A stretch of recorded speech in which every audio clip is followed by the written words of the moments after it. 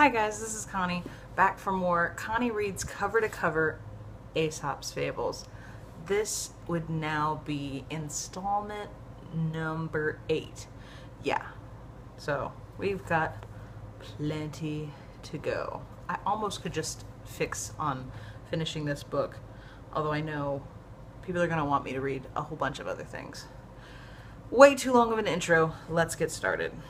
So we left it on a page that's got a couple of really cool pictures, including one that was illustrated with color from the last installment. So there are the pictures. The Fox and the Lion.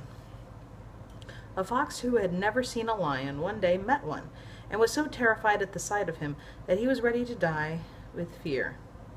After a time he met him again, and was still rather frightened, but not nearly so much as he had been when he met him first. But when he saw him for the third time, he was so far from being afraid that he went up to him and began to talk to him as if he had known him all his life.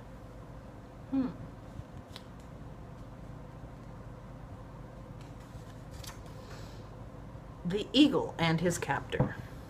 A man once caught an eagle, and after clipping his wings, turned him loose among the fowls in his henhouse, where he moped in a corner, looking very dejected and forlorn. After a while, his captor was glad enough to sell him to a neighbor, who took him home and let his wings grow again. As soon as he had recovered the use of them, the eagle flew out and caught a hare, which he brought home and presented to his benefactor. A fox observed this and said to the eagle, "Don't waste your gifts on him. Go and give them to the man who first caught you.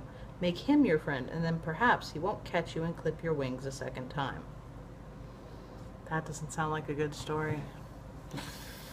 The Blacksmith and His Dog. A blacksmith had a little dog, which he used to sleep when his master was at work, but he was very wide awake indeed when it was time for meals. One day his master pretended to be disgusted at this, and when he had thrown him a bone, as usual, he said, "What on earth is the good of a lazy cur like you? When I am hammering away at my anvil, you just curl up and go to sleep. No sooner do I stop for a mouthful of food than you wake up and wag your tail to be fed." With the moral of the story saying, those who will not work deserve to starve.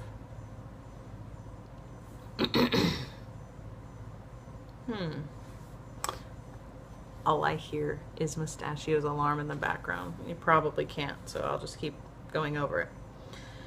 The Stag at the Pool.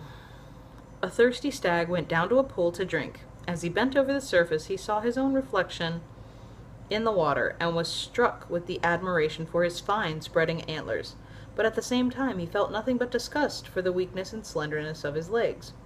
While he stood there looking at himself, he was seen and attacked by a lion, but in the chase which ensued he soon drew away from his pursuer and kept his lead as long as the ground over which he ran was open and free of trees. But coming presently to a wood, he was caught by his antlers in the branches and fell a victim to the teeth and claws of his enemy. "Woe is me," he cried with his last breath. "I despised my legs, which might have saved my life, but I gloried in my horns, and they have proved my ruin." With the moral of the story saying, what is worth most is often valued least. Next one has a picture on it. You can pause it. And now I will read it. The Dog and the Shadow.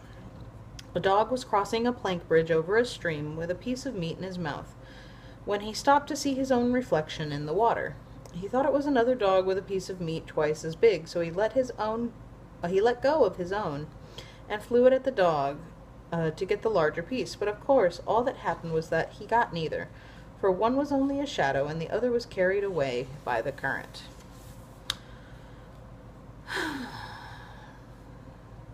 Mercury and the Tradesman.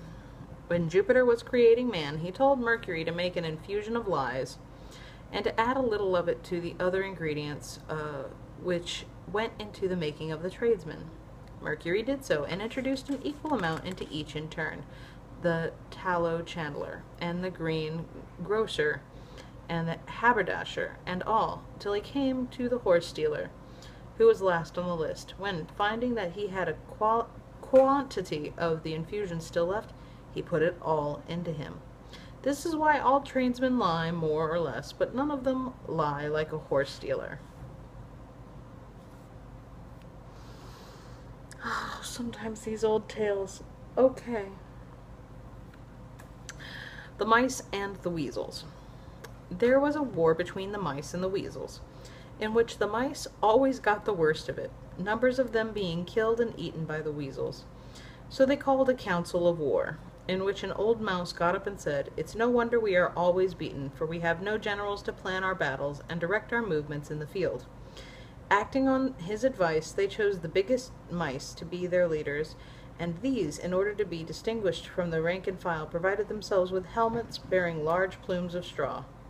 Then they led out the mice to battle, confident of victory, but they were defeated as usual, and were soon scampering as fast as they could to their holes. All made their way to safety without difficulty, except the leaders, who were so hampered by the badges of their rank that they could not get into their holes, and fell easy victims to their pursuers. With the moral of the story being, greatness carries its own penalties. The Peacock and Juno. The peacock was greatly discontented because he had not a beautiful voice like the nightingale, and he went and complained to Juno about it. "The nightingale's song," said he, "is the envy of all the birds, but whenever I utter a sound, I become a laughing-stock." The goddess tried to console him by saying, "You have not, it is true, the power of song, but then you far excel all the rest in beauty. Your neck flashes like the emerald, and your splendid tail is a marvel of gorgeous color." But the peacock was not appeased. "What is the use," said he, "of being beautiful with a voice like mine?" Then Juno replied, with a shade of sternness in her tones, "Fate has allotted to all their destined gifts, to yourself beauty, to the eagle strength, to the nightingale song, and so on to all the rest in their degree. But you alone are dissatisfied with your portion. Make, then, no more complaints, for if your present wish were granted, you would quickly find cause for fresh discontentment." I kind of like that story. Here's one with a picture. Part of our next story. The Bear and the Fox.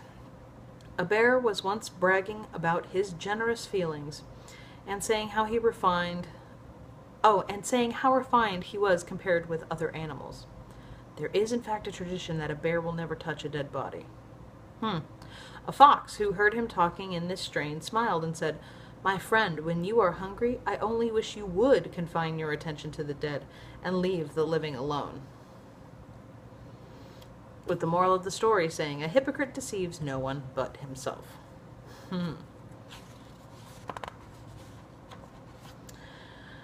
This one is called The Ass and the Old Peasant. An old peasant was sitting in a meadow, watching his ass, which was grazing close by, when all of a sudden he caught sight of armed men stealthily approaching. He jumped in a moment and begged the ass to fly with him as fast as he could. "Or else," said he, "we shall both be captured by the enemy."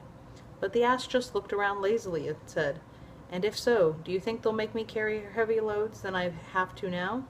"No," said his master. "Oh, well then," said the ass, "I don't mind if they do take me, for I shan't be any worse off." Wow. We've got another story with another picture.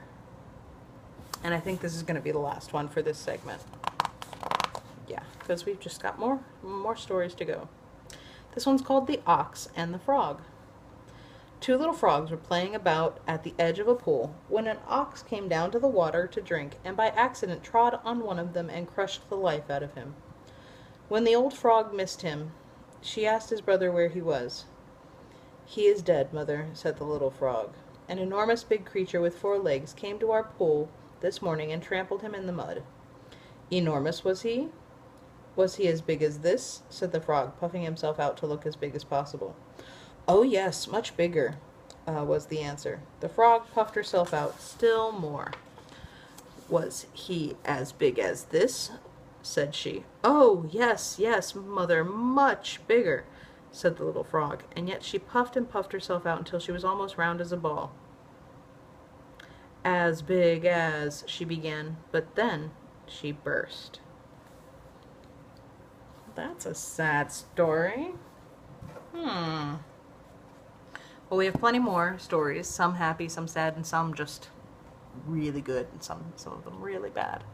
But it's all part of reading it cover to cover. So, please leave me comments on books you think I should read.